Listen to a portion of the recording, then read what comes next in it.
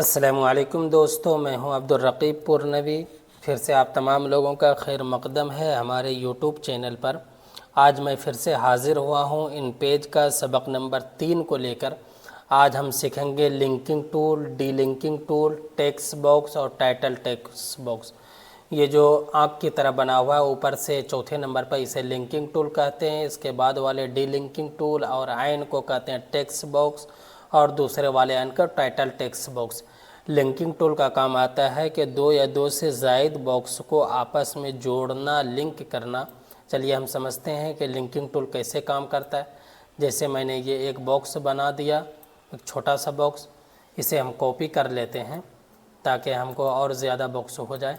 इसके ऊपर हम क्लिक करते हैं और कॉपी में जाते हैं, और उसके बाद इस जगह हम कंट्रोल भी दबा के इंटर दबा देते हैं। ये पेस्ट हो गया। अब उसके बाद हम इसे इधर बगल में लेके आ जाते हैं और मुझे दो और बना लेते हैं। तो इसके लिए हम सिलेक्ट करते हैं और कंट्रोल+C कॉपी, कंट्रोल+V और इंटर पेस्ट, और उसके बाद इसे हम नीचे कर लेते हैं। और एक को मैं कर लेता हूँ कंट्रोल+C से कॉपी, V से पेस्ट और इंटर, और उसके बाद इसे भी हम नीचे कर लेते हैं। तो देखिए मैंने 4 बॉक्स बना लिया है।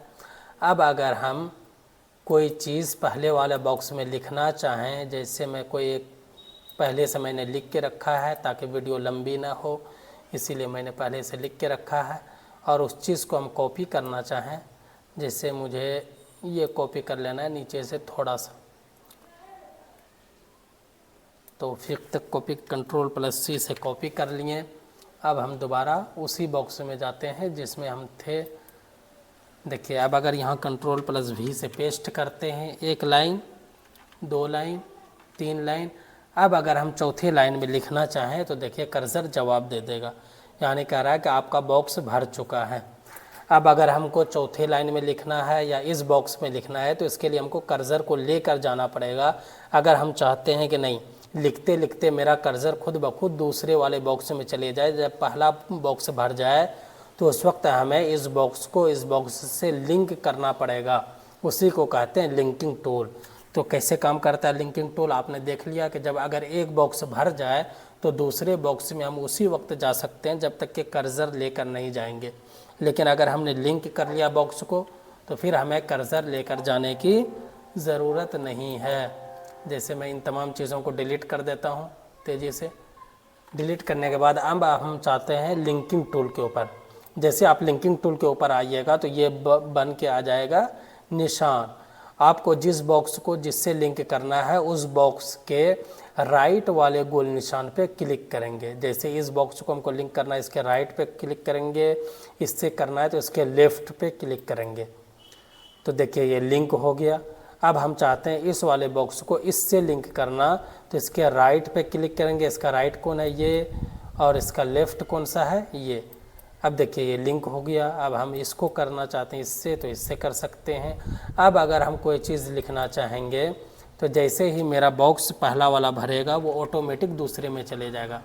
देखिए जैसे पहला वाला भर रहा है ऑटोमेटिक दूसरे में आ जाता है, पहला वाला भरेगा दूसरे में आ जाएगा।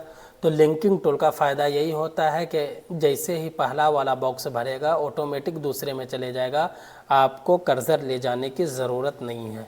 अब अगर हम इसे लिंक को ख़त्म करना चाहते हैं, हमने ज़्यादा लिंक कर लिया, मैं सोचता हूँ नहीं एक बॉक्स मेरा ख़त्म हो जाए लिंक से, तो अब जिस बॉक्स को आपको ख़त्म करना है, जिस बॉक्स को, उसके मुंह पे जाके आप कर्सर को मारिए, देखिए ख़त्म हो जाएगा। जैसे मैं इसको ख़त्म करना चाहता हूँ, देखिए ये ख़त्म हो चुका है। और याद रखिएगा लिंकिंग टूल उसी वक्त काम करता है जबकि आपका अगला बॉक्स बिल्कुल खाली हो। ये बॉक्स देखिए बिल्कुल खाली है, अगर हम इसे लिंक करना चाहें तो कर सकते हैं। लेकिन अगर इस वाले बॉक्स में थोड़ी सी भी हमने कोई चीज़ तब्दीली कर दी, लिख दिए, उसके बाद अगर हम लिंक करना चाहेंगे तो नहीं कर सकते हैं। जैसे देखिए अभी मैंने आपको लिंक करके दिखाया था, अगर हम इसमें कोई चीज़ लिख दिए, अब अगर हम लिंकिंग टूल पे जाते हैं और चाहते हैं इस बॉक्स को भी इससे लिंक कर दें तो नहीं होगा। देखिए ये लिखा हुआ आ गया। तो उसके लिए क्या शर्त है कि अगला वाला बॉक्स जिससे आप लिंक कर रहे हैं उसको बिल्कुल खाली रखना है। देखिए मैंने इसे, देखिए मैं डिलीट कर दिया। अब उसके बाद मैं लिंकिंग टूल पे जाता हूँ और अब चाहता हूँ इस बॉक्स को इससे लिंक करना, तो देखिए लिंक हो चुका है। तो आपने समझ लिया कि लिंकिंग टूल क्या काम करता है, डीलिंकिंग टूल क्या काम करता है। उसके बाद ये आता है टेक्स्ट बॉक्स। ये टेक्स्ट बॉक्स, यही जो आपने बॉक्स बना के रखा है, इसी को कहते हैं टेक्स्ट बॉक्स। इसमें भी कोई चीज़ आप लिख सकते हैं। इसके नीचे है टाइटल टेक्स्ट बॉक्स, और ये भी एक बॉक्स है टाइटल टेक्स्ट बॉक्स। आप कैसे पहचानेंगे कि ये टेक्स्ट बॉक्स है या टाइटल टेक्स्ट बॉक्स है? तो जिस बॉक्स को पहचानना हो, एरो टूल के ज़रिए सिलेक्ट कीजिए, उस बॉक्स के ऊपर ओके कर दीजिए। तो देखिए ये जो नोट्स बने हुए आ रहे हैं, जिस बॉक्स में ज़्यादा नोट्स बने हुए हो वो टेक्स्ट बॉक्स होता है। इसमें देखिए तकरीबन 8 नोट्स बने हुए हैं। टेक्स्ट बॉक्स को अगर हम चाहें बड़ा करना तो ऊपर से भी कर सकते हैं, नीचे से भी कर सकते हैं, दाएं और बाएं जिधर से चाहें कर सकते हैं। लेकिन अगर हम टाइटल टेक्स्ट बॉक्स को देखेंगे तो देखिए इसमें सिर्फ 2 नोट्स बने हुए हैं। इससे सिर्फ हम राइट और लेफ़्ट से बाएं बढ़ा सकते हैं, ऊपर और नीचे से नहीं बढ़ा सकते हैं। दूसरा फ़र्क ये है कि जब आप टेक्स्ट बॉक्स में कोई चीज़ लिखिएगा और वो बॉक्स भर जाएगा तो उसे आपको बढ़ाना पड़ेगा, ऑटोमेटिक वो नहीं बढ़ेगा। जैसे मैं आपको दिखा देता हूँ ताकि आपको जल्दी से समझ में आ जाए। कंट्रोल+V, कंट्रोल+V। देखिए अब ये लाल लाइन दे दिया कि नहीं आपका बॉक्स भर चुका है, आप इसे बढ़ाइए। लेकिन यही अगर हम टाइटल टेक्स्ट बॉक्स में करते हैं तो जैसे बॉक्स भरते जाएगा वो ऑटोमेटिक बड़ा होते जाएगा।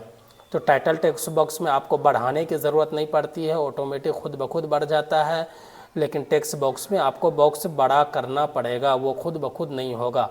और दूसरा पहचानने का तरीका ये था कि टेक्स्ट बॉक्स में ज़्यादा नोट्स बने हुए रहते हैं, उसे चारों तरफ से आप छोटा बड़ा कर सकते हैं। लेकिन टाइटल टेक्स्ट बॉक्स को सिर्फ आप लेफ़्ट और राइट से ही छोटा बड़ा कर सकते हैं। तो उम्मीद करते हैं कि आपको ये समझ में आ गया होगा linking tool, delinking tool, text box और टाइटल टेक्स्ट बॉक्स। तो मिलते हैं किसी अगले वीडियो में, तब तक के लिए खुदा हाफिज़। अस्सलामु अलैकुम व रहमतुल्लाहि व बरकातुहू।